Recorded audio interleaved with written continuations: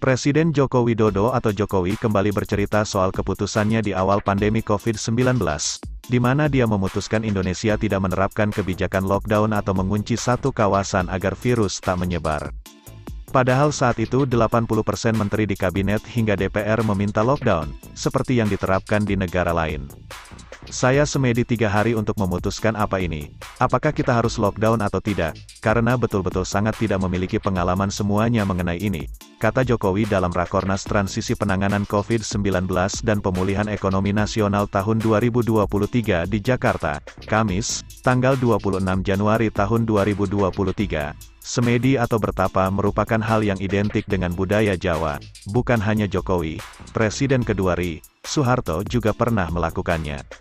Diberitakan Tempo, Soeharto menjabat sebagai Presiden RI kedua sejak 1967. Kekuasaan itu tak dia dapat hanya karena peluang di dunia politik. Soeharto pun melakoni pertapaan guna memuluskan keinginannya itu. Dalam artikel dari Gua Semar, wangsit itu berasal, di edisi khusus Soeharto Majalah Tempo, tanggal 10 Februari tahun 2008, dituliskan bahwa Soeharto setidaknya menjalani 10 pertapaan. Pertapaan dimulai dari Gua Jambe 5, Gua Jambe Pitu, dan Gua Suci Rahayu di kawasan Gunung Selok, Cilacap, Jawa Tengah. Di Suci Rahayu itulah Soeharto melakukan penyucian awal, kata Rusmanto, juru kunci Gua Semar.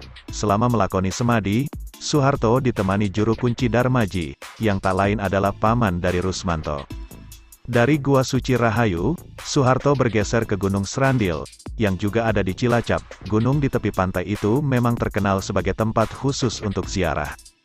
Di sanalah dimakamkan para leluhur tanah Jawa, Eyang Agung Heru Cokro, Eyang Sukmo Sejati, Eyang Kaki Tunggul Sabdo Jati Doyo Amongrogo, Nini Dewi Tanjung Sekarsari, dan Eyang Lalang Buwono atau lebih dikenal sebagai Ismoyo Ratu.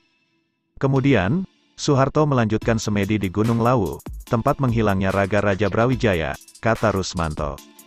Di Gunung Lawu, Soeharto melakukan 4 tahap pertapaan, di Argo Dalam, Argo Tumila, Argo Piruso, dan Argo Tiling. Setelah itu, ia bertapa lagi pada sebuah gunung kecil di Kecamatan Bobotsari, Purbalingga, Jawa Tengah. Selain bertapa, di gunung itu juga ada acara nyekar di makam Syekh Jamu Karang. Usai deretan pertapan itu, barulah Soeharto menuju kawasan Dieng. Kala itu, kondisi Dieng belum sebagus sekarang, jalannya berbatu-batu, menanjak, dan berlubang. Menurut Rusmanto, Gua Semar adalah istana terakhir Mandala Sari alias Semar. Di sanalah Semar bersemedi abadi setelah pertapaan di berbagai tempat. Menurut kepercayaan, urut-urutan pertapaan di tanah Jawa selalu berakhir di kawasan Dieng. Selama menjalani pertapaan, Soeharto hanya ditemani oleh juru kunci Darmaji. Para pengawalnya menunggu pada jarak yang agak jauh. Sebelum bertapa, Soeharto harus melakukan bimolukar atau mandi lulur. Tujuannya untuk menghilangkan nafsu angkara murka, ujar Rusmanto. Jadi bagaimana menurut Anda? Tempo.co